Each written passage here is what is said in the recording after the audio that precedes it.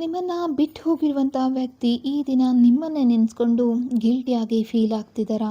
ಮೂರನೇ ವ್ಯಕ್ತಿಯನ್ನು ಬಿಟ್ಟು ಮತ್ತೆ ನಿಮ್ಮ ಜೀವನಕ್ಕೆ ವಾಪಸ್ ಬರಬೇಕು ಅಂತ ನಿರ್ಧಾರ ಮಾಡ್ಕೊಂಡಿದ್ದೀರಾ? ಈ ಒಂದು ಪ್ರಶ್ನೆ ನಿಮ್ಮ ಮನಸ್ಸಿನಲ್ಲಿ ಪದೇ ಪದೇ ಬರ್ತಾ ಇದ್ದರೆ ಖಂಡಿತವಾಗ್ಲೂ ಈ ಒಂದು ರೀಡಿಂಗ್ ನಿಮಗಾಗಿನೇ. ನಮಸ್ಕಾರ ಫ್ರೆಂಡ್ಸ್, ವೆಲ್ಕಮ್ ಟು ಮಿಸ್ಟಿಕೆರಾ ಚಾನಲ್.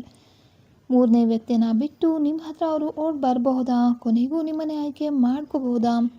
ಈ ಒಂದು ರೀಡಿಂಗಲ್ಲಿ ನಾವು ನೋಡೋಣ ಅವರ ಮನಸ್ಸಲ್ಲಿ ಏನು ನಡೀತಿದೆ, ಮೂರನೇ ವ್ಯಕ್ತಿಯ ಜೊತೆಲಿರುವಂಥ ಸಂಬಂಧ ಯಾವ ಹಂತದಲ್ಲಿದೆ, ಅವರು ನಿಮ್ಮನ್ನು ನಿಜವಾಗ್ಲೂ ಮಿಸ್ ಮಾಡ್ಕೊಳ್ತಿದ್ದಾರಾ, ಮತ್ತು ನಿಮ್ಮನ್ನು ಕಾಂಟ್ಯಾಕ್ಟ್ ಮಾಡುವಂಥ ಸಾಧ್ಯತೆಗಳೆಷ್ಟಿದೆ, ಯೂನಿವರ್ಸ್ ಮತ್ತು ನಿಮಗೆ ನೀಡ್ತಾ ಇರುವಂಥ ಸಂದೇಶ ಏನು ಅನ್ನೋದನ್ನು ನೋಡೋಣ. ನೆನಪಿರಲಿ, ಇದೊಂದು ಜನರಲ್ ರೀಡಿಂಗ್ ಆಗಿರುತ್ತೆ. ನಿಮಗೆ ಪರ್ಸ್ನಲ್ ರೀಡಿಂಗ್ ಬೇಕು ಅನ್ನೋದಾದರೆ ನೀವು ನಮ್ಮನ್ನು ಸಂಪರ್ಕ ಮಾಡಬಹುದು. ಯಾವಾಗ ಯೂನಿವರ್ಸ್ ನಿಮ್ಮ ಮುಂದೆ ಈ ಒಂದು ಮೆಸೇಜನ್ನು ತರಬೇಕು ಅಂತ ಇರುತ್ತೋ ಆ ದಿನಕ್ಕೆ ಈ ಒಂದು ಮೆಸೇಜ್ ನಿಮಗೆ ಖಂಡಿತವಾಗ್ಲೂ ಸಿಗುತ್ತೆ. ಇದೊಂದು ಟೈಮ್ಲೆಸ್ ರೀಡಿಂಗ್ ಆಗಿರುತ್ತೆ. ಆ ದಿನಕ್ಕೆ ಈ ಒಂದು ಮೆಸೇಜ್ ಅನ್ನೋದು ಅನ್ವಯ ಆಗುತ್ತೆ. ಈಗ ಕ್ಷಣಕಾಲ ಕಣ್ಣನ್ನು ಮುಚ್ಚಿ ನಿಮ್ಮ ಪ್ರೀತಿ ಪಾತ್ರನನ್ನು ಮನಸ್ಸಿನಲ್ಲಿ ನೆನಪು ಮಾಡ್ಕೊಳ್ಳಿ. ಯೂನಿವರ್ಸ್ ಮತ್ತು ನಿಮ್ಮ ಗಾರ್ಡಿಯನ್ ಏಂಜಲ್ಸ್ ಯಾರಿದ್ದಾರೆ ಅವರ ಒಂದು ಗೈಡೆನ್ಸನ್ನು ಕೇಳಿ. ನಂತರ ನಿಮ್ಮ ಗಮನ ಸೆಳೆಯುವಂಥ ಕಾರ್ಡನ್ನು ಆಯ್ಕೆ ಮಾಡಿ ರೀಡಿಂಗ್ ಪ್ರಾರಂಭ ಮಾಡೋಣ. ಮೊದಲನೇ ಕಾರ್ಡನ್ನು ಯಾರು ಆಯ್ಕೆ ಮಾಡ್ಕೊಂಡಿದ್ದೀರಾ? ನಿಮಗೆ ಸಿಗ್ತಾ ಇರುವಂತಹ ಕಾರ್ಡಿನ ಸಂದೇಶ ನಿಮ್ಮಿಬ್ಬರ ಮಧ್ಯೆ ಮತ್ತೆ ಮಾತುಕತೆ ಆರಂಭ ಆಗುವಂಥ, ಭೇಟಿಯಾಗುವಂಥ ಮತ್ತು ಸಂಬಂಧ ಹೊಸದಾಗಿ ಆರಂಭ ಮಾಡುವಂಥ ಅವಕಾಶ ಕಾಣ್ತಾ ಇದೆ. ಇದು ಹಳೆಯ ನೋವುಗಳನ್ನು ಬಿಟ್ಟು ಹೊಸ ಅಧ್ಯಾಯವನ್ನು ಆರಂಭ ಮಾಡುವಂಥ ಶಕ್ತಿನ ಇಲ್ಲಿ ತೋರಿಸ್ತಾ ಇದೆ.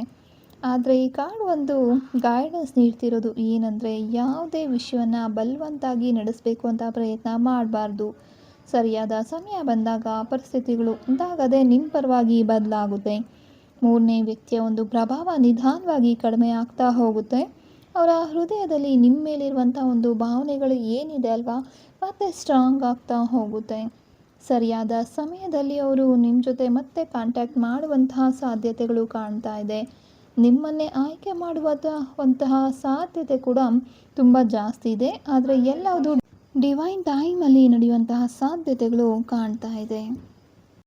ನಿಮಗೆ ಏನಾದರೂ ಪದೇ ಪದೇ ರಿಲೇಷನ್ಶಿಪ್ಪಲ್ಲಿ ಇಶ್ಯೂಸ್ ಬರ್ತಾ ಇದೆ, ಏನು ಮಾಡಬೇಕು ಅಂತ ದಾರಿ ಕಾಣಿಸ್ತಾ ಇಲ್ಲ, ಎಷ್ಟೇ ಅವಾಯ್ಡ್ ಮಾಡಿದ್ರೂ ಕೂಡ ಒಂದು ಕ್ಲಾಶಸ್ ಅನ್ನೋದು ಆಗ್ತಾನೇ ಇದೆ, ಏನು ಮಾಡೋದು ಅಂತ ಯೋಚನೆ ಮಾಡ್ತಿದ್ರೆ ಖಂಡಿತವಾಗ್ಲೂ ಪದೇ ಪದೇ ಬರ್ತಾ ಇರುವಂಥ ಪ್ರಾಬ್ಲಮ್ಸ್ ಎಲ್ಲನೂ ಕೂಡ ನೀವು ಆಕಾಶಿಕ್ ರೀಡಿಂಗಲ್ಲಿ ಹೀಲ್ ಮಾಡ್ಕೋಬೋದು.